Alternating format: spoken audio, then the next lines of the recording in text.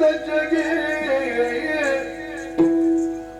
ಹಿರಿಯರನ್ನು ತೊಲಗೆನುತ ಬೋಧಿಸಿ ತೆರಳಿದರು ತಪಗೆನುತ ಮಾತಾ ಪಿತರು ಸಂತಸದಿ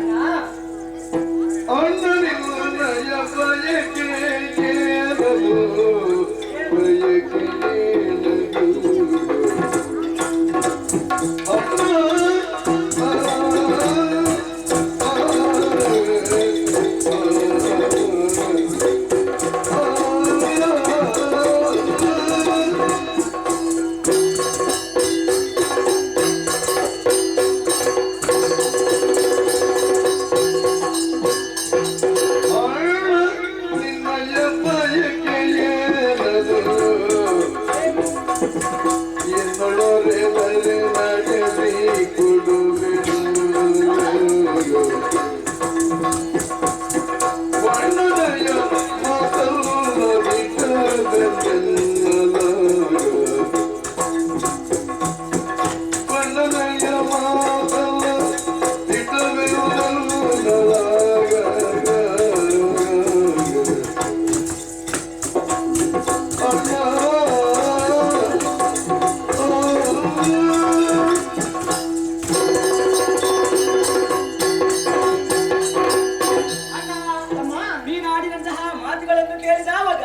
ಮನಸ್ಸಿಗೆ ಸಂತೋಷವಾಗುತ್ತಾ ಇದೆ ಅಣ್ಣ. ಹಿರಿಯಣ್ಣನಾದಂತಹ ನಿನ್ನನ್ನು ತಂದೆಗೆ ಸಮಾನ ಎನ್ನುವ ಹಾಗೆ ಇಷ್ಟರವರೆಗೆ ಭಾವಿಸಿಕೊಂಡವನು ನಾನು.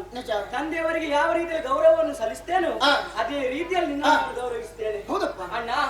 ನೀನು ಹೇಳಿದಂತಹ ಮಾತನ್ನು ಖಂಡಿತ ನಾನು ನಡೆಸಿಕೊಡ್ತೇನೆ. ಅಷ್ಟೇ ಅಲ್ಲ, ಇಷ್ಟರವರೆಗೆ ಜೊತೆಯಾಗಿ ಇದ್ದವರು ನಾವು. ಹೂವನ್ನು ಬಿಡದ ಪರಿಮಳದಂತೆ, ಸೂರ್ಯನನ್ನು ಬಿಡದ ಕಿರಣದಂತೆ, ಮರವನ್ನು ಬಿಡದ ನೆರಳಿನಂತೆ ಸದಾ ನಿನ್ನೊಂದಿಗಿದ್ದವನು ಜೊತೆಯಲ್ಲೇ ಇದ್ದವರು ನಾವು ಅಲ್ವಾ? ಹೌದಪ್ಪ ಅಣ್ಣ. ನೀನು ಹೇಳಿದಂತಹ ಮಾತನ್ನು ನಡೆಸಿಕೊಡ್ತೇನೆ ಅನ್ನುವಂತಹ ಧೈರ್ಯ ನನಗೆ ಉಂಟು.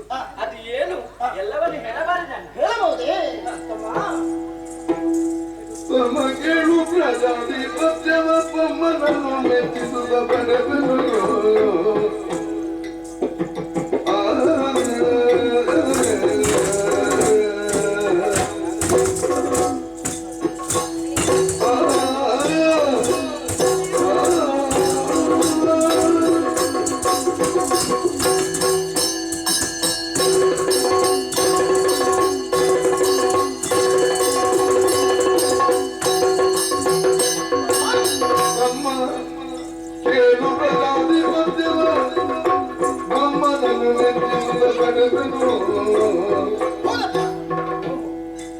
ನೆಮ್ಮದಿಯುಳಿದು ವಿದ್ಯೆಯ ಹಮ್ಮಿಕೊಂಡು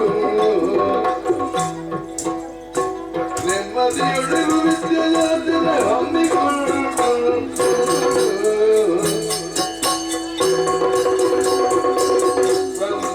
ಕೇಳು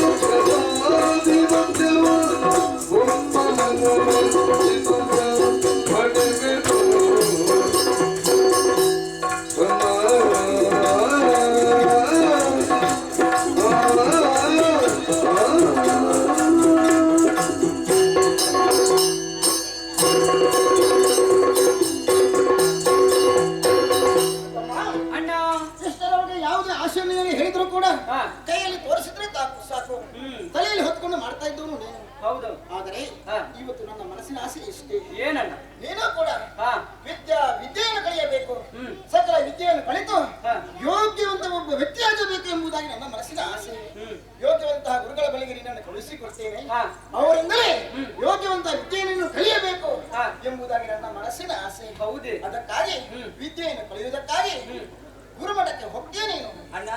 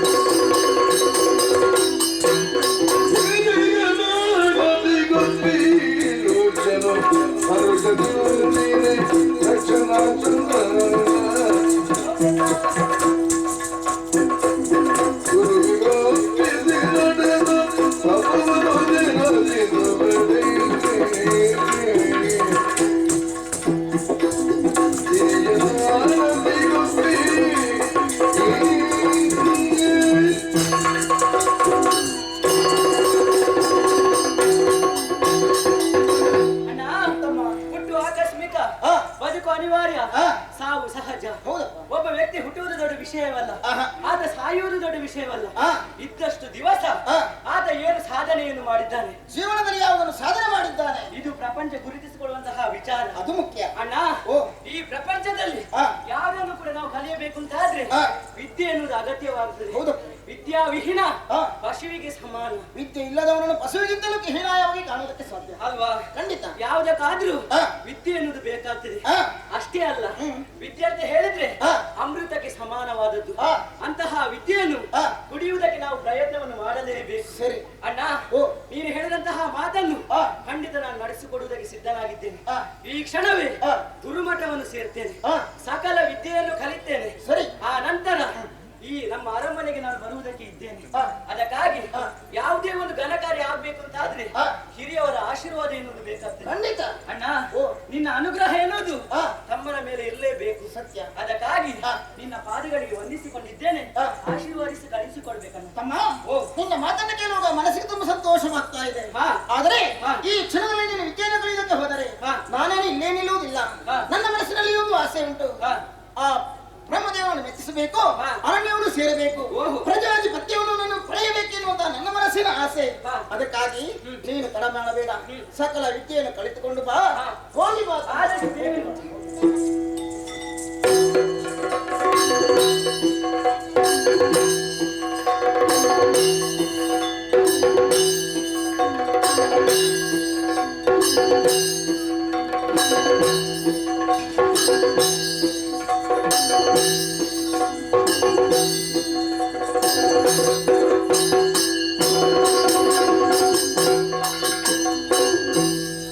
ಗುರುಕುಲದೊಳಗೋದ ಮೋಸುಗವಿ ಕಿತ್ತಯ ನೆರಗಿ ಬಾಲರ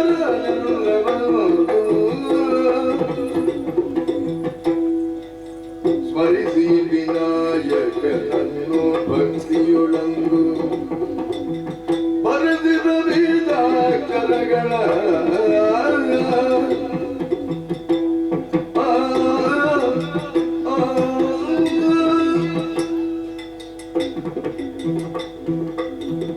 ಓಂ ನಮೋ ಜಗದ್ರಕ್ಷಕ, ಕಾಪಾಡು ದೇವರೇ ಕಾಪಾಡು. ಶಿಷ್ಯೋತ್ತಮರೇ, ಗುರುಗಳೇ. ಈ ಭೂಮಿಯ ಮೇಲೆ ಅಲ್ಲಲ್ಲಿ ಹಲವು ಗುರುಮಠಗಳು ಇವೆ. ಹಾ. ಆ ಗುರುಮಠಗಳಲ್ಲಿ ಹಲವಾರು ಮಂದಿ ಗುರುಗಳು ಇದ್ದಾರೆ. ಓಹೋ. ಈ ಗುರುಗಳಲ್ಲಿ ಎರಡು ವರ್ಗದವರು ನೋಡಿ. ಹಾ. ಶಿಷ್ಯನ ಚಿತ್ತಪಹಾರಕ ಗುರು ಒಬ್ಬನಾದ್ರೆ, ಹ್ಮ್. ಶಿಷ್ಯಂದಿರ ವಿತ್ತಪಹಾರಕ ಗುರುಗಳು ಮತ್ತು ಕೆಲವರು. ಹೌದೇ? ಇದು ಹೇಗೆ ಬಲ್ಲಿರೋದು? ಹೇಗೆ? ಕೆಲವರೆಲ್ಲ ತಮ್ಮ ಸ್ವಂತ ವೆಚ್ಚದಲ್ಲಿ ಒಂದೊಂದಷ್ಟು ಗುರುಮಠಗಳನ್ನು ನಿರ್ಮಾಣ ಮಾಡಿಕೊಳ್ಳುವುದು, ಓಹೋ. ಅಲ್ಲಿ ತಾವು ಗುರುಗಳು ಅಂತ ಘೋಷಿಸಿಕೊಂಡು ಹಾ. ಯಾರಿಗೆ ವಿದ್ಯೆ ಬೇಕು ಬನ್ನಿ ಹ್ಮ್. ಅಂತ ಕರೆದು ಹಾ. ಅವರಿಂದ ಒಂದಷ್ಟು ಶುಲ್ಕವನ್ನು ಪಡೆಯುವುದು, ಇಂತಹದಕ್ಕೆ ಇಂತಿಷ್ಟು ಶುಲ್ಕ ಅಂತ ಮೊದಲು ಇವರೇ ನಿರ್ಣಯಿಸುವುದು. ಹಾ. ಇದನ್ನೆಲ್ಲ ಪಡೆದುಕೊಂಡು ಹಾ. ತನ್ನ ಹೆಂಡತಿ ಮಕ್ಕಳನ್ನು ಸಾಕುವುದು ಮತ್ತು ಒಂದಷ್ಟು ಗಳಿಕೆ ಆದರೆ ಐಷಾರಾಮದ ಜೀವನ ಮಾಡುವುದು. ಓಹೋ. ಈ ಗುರುಗಳು ಶಿಷ್ಯಂದಿರ ವಿತ್ತಪಾರಕ ಗುರುಗಳು. ಅವರಿಂದ ಯಾವ ಪ್ರಯೋಜನವೂ ಇಲ್ಲ. ಹಾ. ಸಮಾಜಕ್ಕೆ ನಾಡಿಗೆ ದುರಂತವೇ ಹೊರತು ಯಾವ ಅನುಕೂಲವೂ ಆಗುವುದಿಲ್ಲ. ಹಾಗಾದರೆ ಗುರುವಾದವನು ಮಾಡಬೇಕಾದುದೇನು? ಏನು? ಶಿಷ್ಯಂದಿರ ಚಿತ್ತಪಾರಕನಾಗಬೇಕು. ಓಹೋ. ಏನು ಹೀಗಂದ್ರೆ, ಹೇ. ಶಿಷ್ಯಂದಿರ ಚಿತ್ತದಲ್ಲಿ ಏನಿದೆ ಅದನ್ನು ಮೊದಲಾಗಿ ಗುರುತಿಸಿ ಅವನ ಆಸಕ್ತಿ ಯಾವ ಕ್ಷೇತ್ರದಲ್ಲಿ ಹಾ. ಎನ್ನುವುದಾಗಿ ತಿಳಿದು ಆ ಕ್ಷೇತ್ರಕ್ಕೆ ಸಂಬಂಧಪಟ್ಟ ವಿಷಯಗಳನ್ನು ಆ ಶಿಷ್ಯಂದಿರಿಗೆ ಬೋಧಿಸಿದಾಗ ಅವರು ಆ ಕ್ಷೇತ್ರದಲ್ಲಿ ತೊಡಗಿಕೊಂಡು ಲೋಕಕ್ಕೆ ಅಮೂಲ್ಯವಾದಂತಹ ಕೊಡುಗೆಗಳನ್ನು ಕೊಡುವಂತಹ ನಾಡಿನ ಸತ್ಪ್ರಜೆಗಳಾಗಿ ಪರಿಣಮಿಸುತ್ತಾರೆ ಎನ್ನುವುದು. ಓಹೋ. ಅಂತಹ ಗುರು ನಾನು ಎಂಬಂತಹ ಹೆಮ್ಮೆ ಅಲ್ಲ, ನಮಗೆ ಗುರು ಹಿರಿಯರಿಂದ ಒಂದಷ್ಟು ಬೋಧನೆಯನ್ನು ನಾವು ಪಡೆದಿದ್ದೇವೆ. ಹೀಗೆಯೇ ಇರಬೇಕು. ಮನುಷ್ಯನಾದವನು ಇಂತಹ ವೃತ್ತಿಯನ್ನು ಮಾಡಿ ಹೀಗೆಯೇ ಅವನ ಜನ್ಮ ಸಾರ್ಥಕ್ಯ ಪಡಿಸಿಕೊಳ್ಳಬೇಕು ಎಂಬುದಾಗಿ ಗುರು ಹಿರಿಯರಿಗೆ ನಮಗೊಂದಿಷ್ಟು ಪರಂಪರೆ ಇದು ಬೇಕು. ಆದ್ದರಿಂದ ವೃತ್ತಿಯಲ್ಲಿ ಪ್ರೀತಿಯನ್ನಿಟ್ಟುಕೊಂಡು ಕಾಯಕವೇ ಕೈಲಾಸ ಅಂದ್ರೆ ನೋಡಬಲ್ಲವರು. ಹಾಗಾದ್ರೆ ಏನು? ದೇವರಂದ್ರೆ ಕಣ್ಣಿಗೆ ಕಾಣುತ್ತಾನ, ಕಿವಿಗೆ ಕೇಳಿಸ್ತದ, ಮಾತನಾಡಿಸುವುದಕ್ಕೆ ಸಿಗುತ್ತಾನ. ಹಾಗಾದ್ರೆ ದೇವರು ಏನು? ಕಾಯಕವೇ ಕೈಲಾಸ. ನಾವು ಮಾಡುವಂತಹ ವೃತ್ತಿಯಲ್ಲೇ ದೇವರನ್ನು ಕಾಣುವುದಕ್ಕೆ ಆಗುತ್ತದೆ. ಹಾಗಾದ್ರಿಂದಲೇ ವೃತ್ತಿಯಲ್ಲಿ ಪ್ರೀತಿ ಇಟ್ಟು ಅದೇ ನಮ್ಮ ಮೊದಲ ಕರ್ತವ್ಯ. ದೇವರನ್ನು ನಾವು ಅಲ್ಲಿ ಕಾಣಬೇಕು ಮಾಡಬೇಕು ಅಂತ ನಾವು ನಿಷ್ಠೆಯಿಂದ ಮಾಡುತ್ತಾ ಬರುವುದು. ಮಕ್ಕಳೇ, ಗುರುಗಳೇ, ಇವತ್ತು ಪಾಠ ಚಟುವಟಿಕೆಗಳಿಗೆ ತೊಡಗುವುದಕ್ಕೆ ಮುನ್ನ ಸಕಲ ವಿಘ್ನ ವಿನಾಶಕನಾದಂತಹ ಗಣಪತಿ ದೇವನ ಸ್ತುತಿಯನ್ನು ಆರಂಭವಾಗಿ ನಾವು ಮಾಡಲೇಬೇಕಾಗುತ್ತದೆ. ನನ್ನೊಂದಿಗೆ ನೀವೆಲ್ಲರೂ ಧ್ವನಿಗೂಡಿಸಿ ಒಂದು ಸ್ತುತಿ ಮಾಡಿ ಬಿಡೋಣ.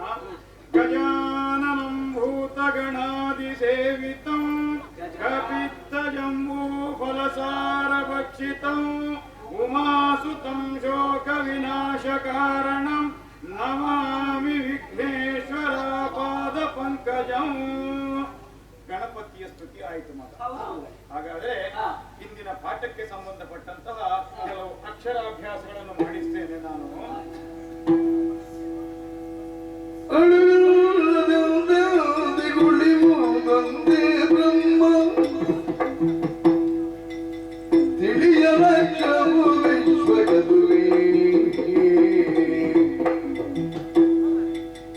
ತಿಳಿದವರದನೆ ಅಕ್ಷರವನ್ನು ಕರೆದರು ಕಲಿಸುವೇನ ಗಣತಿಯಿಂದ.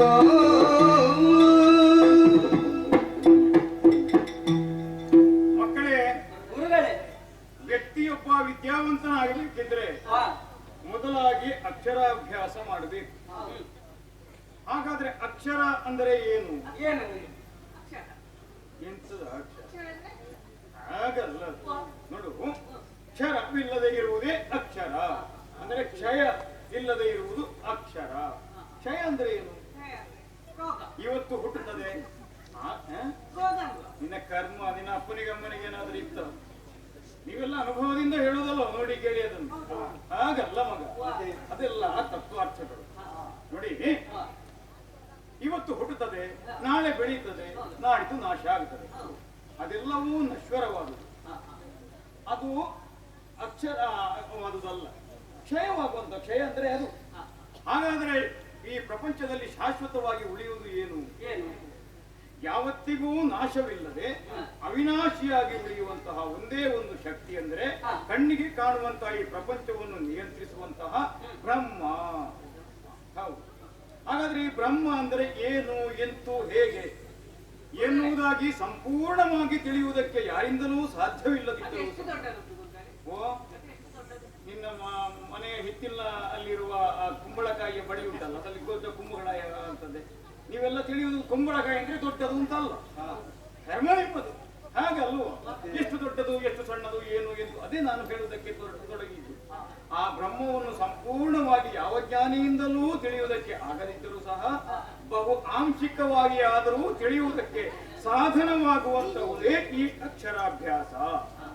ಮೂಲದಲ್ಲಿ ನಾವು ಅಕ್ಷರಾಭ್ಯಾಸಕ್ಕೆ ತೊಡಗಿ ಅದನ್ನೇ ವೃದ್ಧಿಸಿಕೊಳ್ಳುತ್ತಾ ವಿಸ್ತರಿಸಿಕೊಳ್ಳುತ್ತಾ ನಾವು ವಿದ್ಯಾವಂತರು ಆದೆವು ಎಂದಾದರೆ ಆ ಬ್ರಹ್ಮವನ್ನು ತಿಳಿಯುವಂತಹ ಸಮರ್ಥ ನಾವಾಗ್ತೇವೆ. ಹಾಗಾದ್ರೆ ಅವನಿಗೆ ಲೋಕದಲ್ಲಿ ಬಹುಮಾನ್ಯತೆ ಇರ್ತದೆ, ಒಬ್ಬ ವಿದ್ಯಾವಂತನಾದವನಿಗೆ. ಅದನ್ನು ನಿಮಗೆಲ್ಲ ನಾನು ಉಪದೇಶ ಮಾಡ್ತಾ ಇದ್ದೇನೆ. ತಕ್ಕ ಮಟ್ಟಿಗೆ ನಿಮ್ಮ ನಿಮ್ಮ ಪ್ರತಿಭೆಗೆ ಅನುಗುಣವಾಗಿ ನೀವೆಲ್ಲ ಕಲ್ತಿದ್ದೀರಿ. ಆದರೆ ಮಕ್ಕಳೇ, ಈಗ ಎಷ್ಟು ಸಮಯ ಆಯ್ತು ನೀವೆಲ್ಲ ಈ ಗುರುಕುಲಕ್ಕೆ ಬಂದು? ನೀನು ಸಾಧಾರಣ ಎಷ್ಟು ವರ್ಷ ಆಯ್ತು? 16 ಇಲ್ಲಿ ಅಲ್ಲೇ ಹೇಳ್ತೀನಿ. ಆಮೇಲೆ ಇಲ್ಲಿ ಬಂದು ಇದು 3ನೇ ವರ್ಷ, 19 ವರ್ಷ. ಏನು ಕಲ್ತಿದ್ದೀಯೋ? ಆಯುಷ್ಯ ಅಂತೂ ಕಳೆದಿದ್ದೀವಿ. ಹೊಸ ಮುಖವ ರಚೇತಸರ ಮಕ್ಕಳಲ್ಲಿ ದಕ್ಷ ರೂಕ್ಷ ಎಂಬುದಾಗಿ ಗುರು ಕುಮಾರ ಹೋಗ್ಲಿಕ್ಕ ನಿನಗೆ ರೂಕ್ಷ ಅವನ ಹೆಸರು, ಇವನ ಅಣ್ಣ ದಕ್ಷ ಎಂಬ ಗೊತ್ತಾಯ್ತು. ಹೊಸದಾಗಿ ಬಂದಿದ್ದಾನೆ, ಬಂದ್ರು ಸಹ ಒಳ್ಳೆ ಪ್ರತಿಭಾವಂತ, ಈ ಗುರುಕುಲದಲ್ಲೇ ಒಬ್ಬ ಆದರ್ಶ ವಿದ್ಯಾರ್ಥಿ.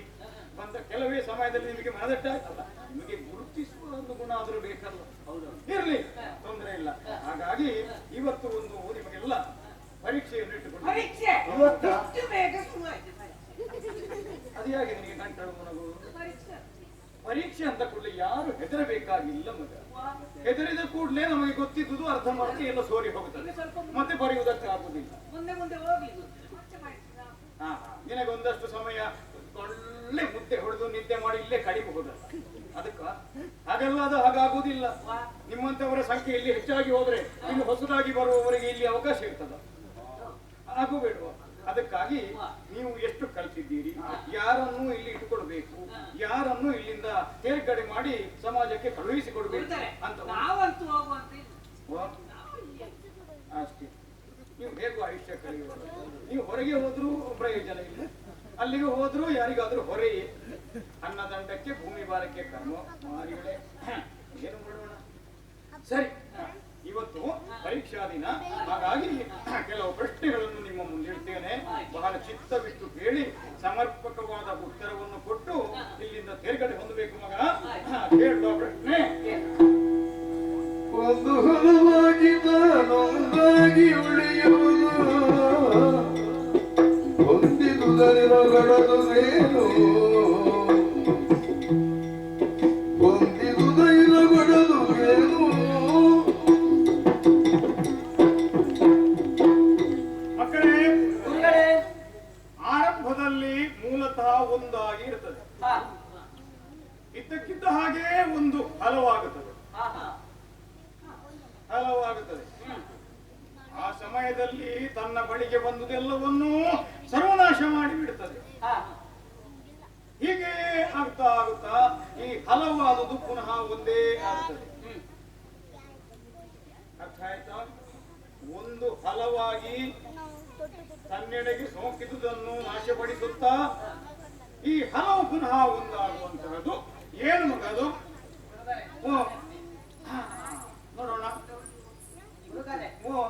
ಅಜ್ಜಿ ಇದ್ದಾರೆ, ಬೆಳಿಗ್ಗೆ ಬೇಗ ಎದ್ದೇಳುದು. ನೀನು ಅಜ್ಜಿ ಸಾಕಿದ ಮೊಮ್ಮಗನ? ನಮ್ಮನ್ನೆಲ್ಲ ಅಜ್ಜಿ ಹಾಕಿದ್ರು. ಬುಜ್ಜಕ್ಕೂ ಆಗ್ಲಿಕ್ಕಿಲ್ಲ ಮಾತ್ರ. ಇಲ್ಲ, ನಾನು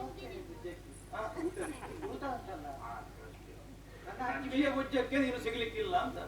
ಸರಿ, ಅಜ್ಜಿ ಬೇಗ ಎದ್ದೇಳುದು. ಎದ್ದೇಳುದು, ಅಂಗನಕ್ಕೆ ಹೋಗುದು, ಇಳಿಸಿಲಿಟ್ಕೊಂಡು ಕಸ ಗುಡಿಸುದು. ಅದು ಕಸ ಗುಡಿಸುವಾಗ ಇಳಿಸುಡಿ ಬೇರೆ ಬೇರೆ ಆಗುದು. ಹಗ್ಗ ಬಿಚ್ಚಿ ಪುನಃ ಅದನ್ನು ಹಗ್ಗ ಕಟ್ಟಿ ಒಂದು ಮಾಡುದು. ಹಲವು ಒಂದಾಯ್ತು. ಒಂದು ಹಲವು ಇದ್ದದ್ದು ಒಂದಾಗುತ್ತದೆ, ಒಂದು ಹಿಡಿಸುಡಿ ಗುಡಿಸುವಾಗ ಗಟ್ಟು ಬಿಚ್ಚಿ ಹಲವಾಗುತ್ತದೆ. ಮತ್ತೆ ಒಂದಾಗ್ತದೆ. ಅಜ್ಜಿ ಬುಜ್ಜ ಕರ್ಮ ಹಿಡಿದು ಅದೆಲ್ಲ ನನಗೆ ಗೊತ್ತು. ಅದು ಅಪ್ಪ ಗುರುಗಳೇ, ಅಪ್ಪ ಬೆಳಿಗ್ಗೆ ಉಪಹಾರಕ್ಕೆ ಅದು ಅಲ್ಲ, ನನ್ನದು ಅಪ್ಪ.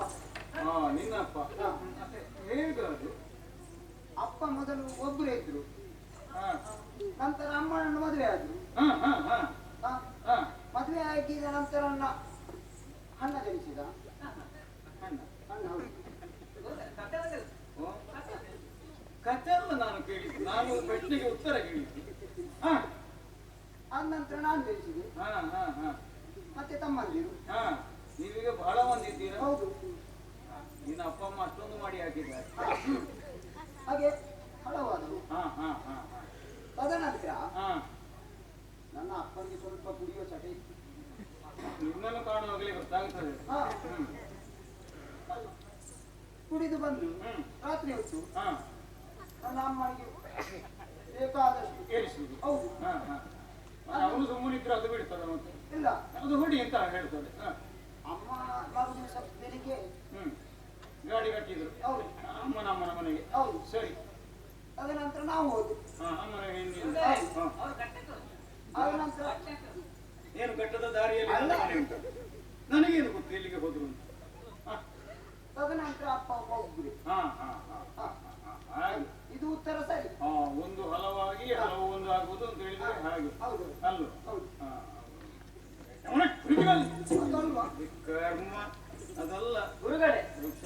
ನನಗೊಂದು ಅವಕಾಶ ಬರುತ್ತದೆ, ಸರಿಯಾದ ಉತ್ತರವನ್ನು ನಾನು ಹೇಳ್ತೇನೆ. ನೋಡೋಣ. ಗುರುಗಳೇ, ಬೆಂಕಿ. ಓ, ಬೆಂಕಿ ಸರಿಯಾದ ಉತ್ತರ ಈ ಪ್ರಶ್ನೆಗೆ. ಆದರೆ ಮಗ, ಇವುಗಳಿಗೂ ಸ್ವಲ್ಪ ಗೊತ್ತಾಗಲಿ.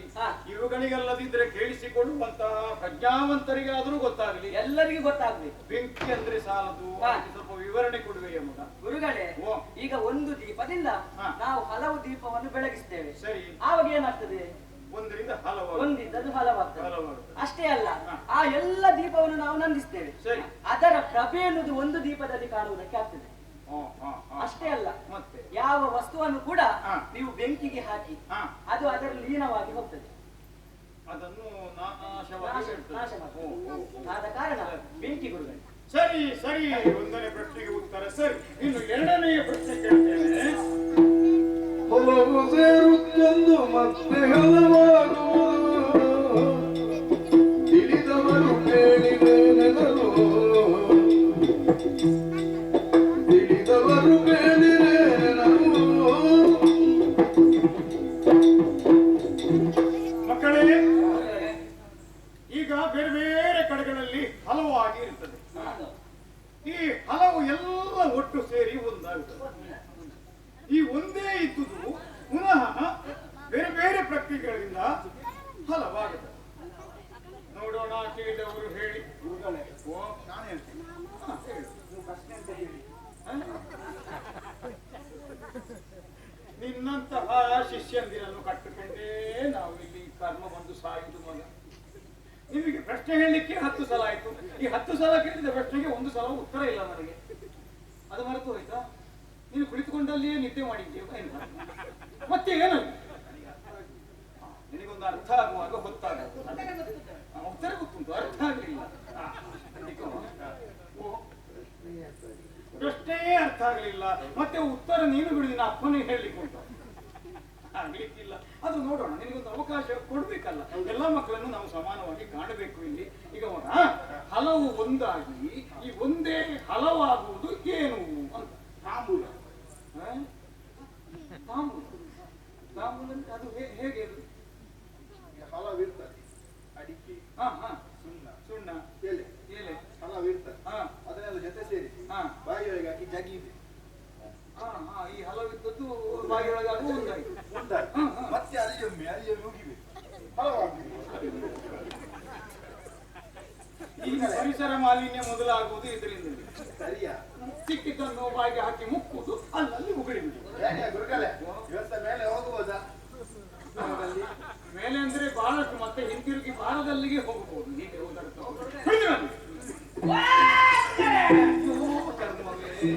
ನನ್ನ ಕಿವಿಗೆ ಸಾಸಿವೆ ನಿನ್ನೊಂದು ಸ್ವರ. ಏನು? ಅಲ್ಲ, ಉತ್ತರ ಉಂಟು, ಅದನ್ನೇ ಕೇಳಿದ್ದು ನಾನು. ಏನು ಅಂತ ನೋಡೋಣ. ನನ್ನ ಮನೆಯಲ್ಲಿಂಟು ಉತ್ತರ. ಅಲ್ಲಿಗೇನು ಹೋಗುದು ಯಾರು? ಅದನ್ನು ತರುವುದಲ್ಲ, ಕೇಳಿಸಿಕೊಂಡು ಬರ್ಬೇಕಾ? ಮತ್ತೆ ನಾನು ಅದನ್ನು ವಿವರಿಸ್ತೀನಿ. ನೋಡುವ. ಹೌದಲ್ಲ, ಇದು ನಮ್ಮ ದನದ ಅಷ್ಟಿಂಟಲ್ಲ, ಹೌದು. ಅದರ ನೀರು. ಉತ್ತರವ? ಉತ್ತರದಕ್ಕೆ ದನ. ನಿನ್ನ ದನ ಕಟ್ಟುವ ಹಟ್ಟಿಯಲ್ಲಿರುವುದು ಸೆಗಣಿ ಕರ್ಮ, ಉತ್ತರ ಅಲ್ಲ. ಅಲ್ಲ ಗುರುಗಳೇ, ಮತ್ತೇನು? ದನ ಉತ್ತರದಕ್ಕೆ ದನ ಮತ್ತೆ ಅದು ಹೇಗೆ? ಗುರುಗಳೇ, ಓ, ನಮ್ಮ ದನಕ್ಕೆ ಹಾ, 4 ಕೆಚ್ಚ.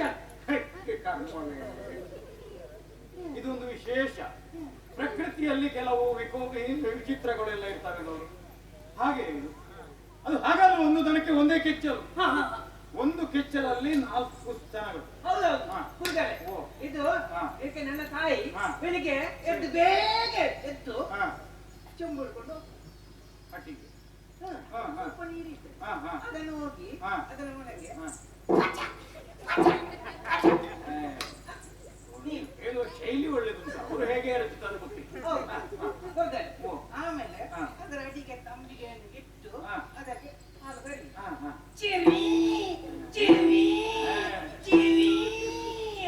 ತುಂಬಾ ಆಗುವಾಗ ನೆಲಕ್ಕೆ ಈಗ ಅದನ್ನು ಮನೆಗೆ ತಗೊಂಡು ಆಚೀಚೆ ಎಲ್ಲ ನೋಡ್ಬೇಕು. ಯಾಕೆ ಸ್ವಲ್ಪ ನೀರು ಸ್ವಲ್ಪ ನೀರು ಹಾಕದೆ ಹಾಲು ಕೊಡಬಾರ್ದು.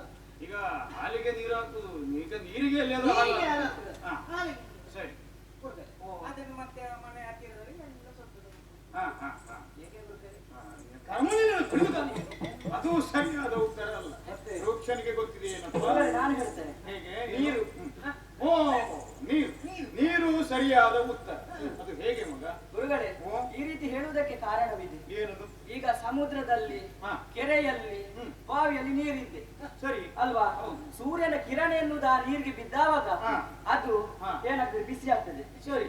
ಆ ನಂತರ ಮೇಲೆ ಶಾಖದಿಂದ ಆವಿಯಾಗಿ ಮೋಡವಾಗಿ ಮೇಲೆ ಹೋಗ್ತದೆ. ಇದು ಹಲವಿದ್ದದ್ದು ಒಂದಾಗುದು ಅಲ್ವೇ? ಅಷ್ಟೇ ಅಲ್ಲ, ಆ ನಂತರ ನೀರಾಗಿ ಸರಿ ಭೂಮಿಯ ಮೇಲೆ ಬೀಳ್ತದೆ. ಸರಿ ಕೆರೆಗೆ, ಬಾವಿಗೆ, ಸಮುದ್ರಕ್ಕೆಲ್ಲ ಬೀಳ್ತದೆ. ಹೌದು. ಇದು ಒಂದಿದ್ದದು ಹಲವಾಗ್ತದೆ. ಹಾ ಸರಿ ಅಲ್ವೇ ಗುರುಗಳೇ? ಸರಿ ಸರಿ ಸರಿ ಸರಿ ಎರಡನೇ ಪ್ರಶ್ನೆಗೆ ಉತ್ತರ ಸರಿ. ಇನ್ನು ಮೂರನೇ ಪ್ರಶ್ನೆ ಕೇಳ್ತೇನೆ. ಇದ್ದಿಲ್ಲದಂತೆಯುವುದು ನಿನ್ನ ಎಚ್ಚರದಿ ಬಳಿಯಿಟ್ಟು ಸೇರಿಗುವುದೇನು ಬೇಡಿ ಏನು ಬೇಡಿ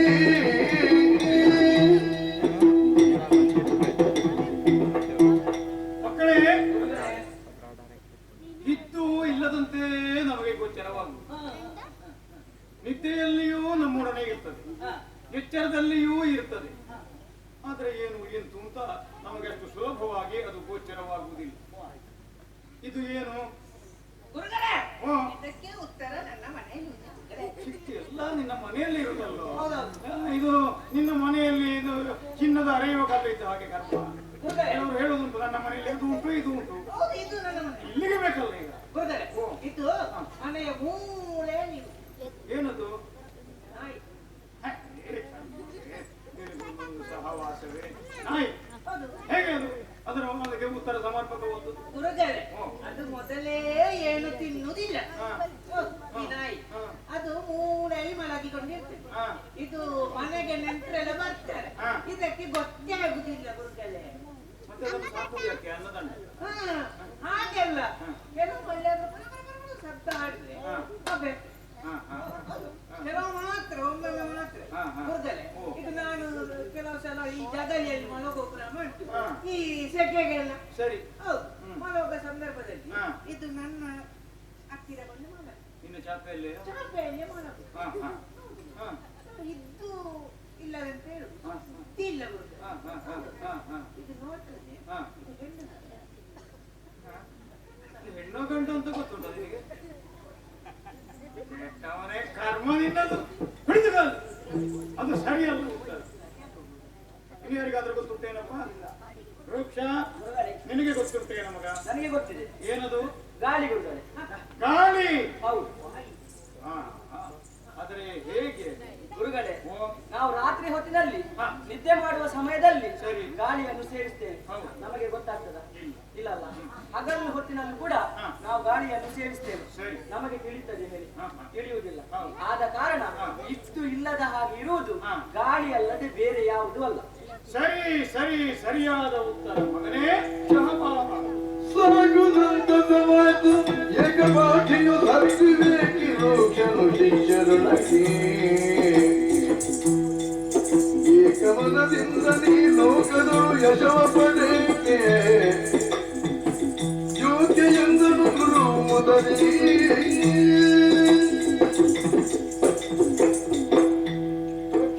ಗುರುಗಳೇ, ಶಹಬಾಸ್ ಮಗ ಶಹಬಾಸ್. ಬಹಳ ಮೆಚ್ಚುಗೆ ಆಯಿತು ನನಗೆ. ಒಬ್ಬ ಗುರುವಿನಿಗೆ ಏನಾದರೂ ಒಂದಿಷ್ಟು ಸ್ಥಾನ ಮಾನ ಸಮಾಜದಲ್ಲಿ ಬರುವುದಿದ್ರೆ ನಿನ್ನಂತಹ ವಿದ್ಯಾರ್ಥಿಗಳಿಂದ. ನೀನು ಗುರುಕುಲಕ್ಕೆ ಬಂದ ಅಂದಿನಿಂದ ಇಂದಿನವರೆಗೆ ನಿನ್ನ ಎಲ್ಲಾ ಚಟುವಟಿಕೆಗಳನ್ನು ನಾನು ಗಮನಿಸ್ತಾ ಇದ್ದೇನೆ. ವಿದ್ಯಾರ್ಥಿಯಾದವನಿಗೆ ವಿಶೇಷವಾದ 10 ಹಲವು ಗುಣಗಳಿರಬೇಕಾಗುತ್ತದೆ. ಈ ಎಲ್ಲಾ ಗುಣಗಳು ಪೂರ್ಣವಾಗಿ ನಿನ್ನಲ್ಲಿದ್ದುದರಿಂದ ನಾನು ಹೇಳಿಕೊಟ್ಟಂತಹ ವಿದ್ಯೆಯನ್ನು ಆದಷ್ಟು ಶೀಘ್ರಾವಧಿಯಲ್ಲಿ ನೀನು ಕರಗತ ಮಾಡಿಕೊಂಡಿದ್ದೆ. ಸರಿ ಗುರುಗಳೇ. ಏಕಪಾಟಿ ನೀನು. ಬಹಳ ಸಂತೋಷ ಆಯಿತು ನನಗೆ. ನಿನ್ನಂತವರಿಂದ ನಾಳೆ ಸಮಾಜದಲ್ಲಿ ಈ ಹುಡುಗ ಯಾರಿಂದ ವಿದ್ಯೆ ಕಲಿತ ಅಂತ ಕೇಳಿದ್ರೆ, ಇಂತಹ ಗುರುಗಳಿಂದ ನನ್ನ ಗುರು ಜೀವನ ಸಾರ್ಥಕವಾಗುತ್ತದೆ. ಸಂತೋಷ ಆಯಿತು ಮಗ. ಆದರೆ ಒಂದುಂಟು. ಏನು ಗುರುಗಳೇ?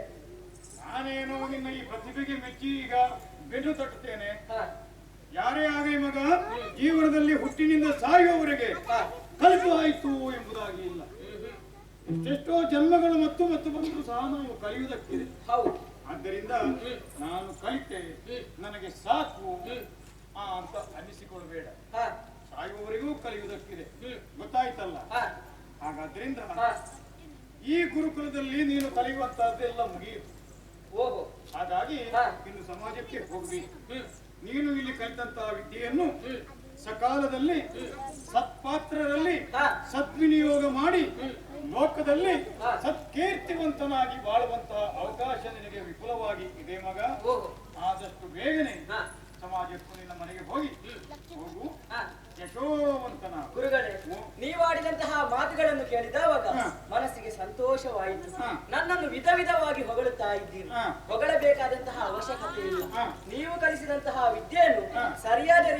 ಕರಗತ ಮಾಡಿಕೊಂಡಿದ್ದೇನೆ. ಮನಸ್ಸಿಗೆ ಬಹಳಷ್ಟು ಸಂತೋಷ. ಆಶೀರ್ವಾದ ಮಾಡಿ. ಮಕ್ಕಳೇ, ಇಂದಿನ ಮಟ್ಟಿಗೆ ಭಾಷಾ ಚಟುವಟಿಕೆಗಳು ಸಾಕು. ನಾಳೆ ಬರ್ತೀರಲ್ಲ? ನಾಳೆ ಬರ್ತೀನಿ. ಸಮಯಕ್ಕೆ ಸರಿಯಾಗಿ ಬರಬೇಕು. ಗೊತ್ತು ಬೇಕು ಯಾವುದಕ್ಕೂ.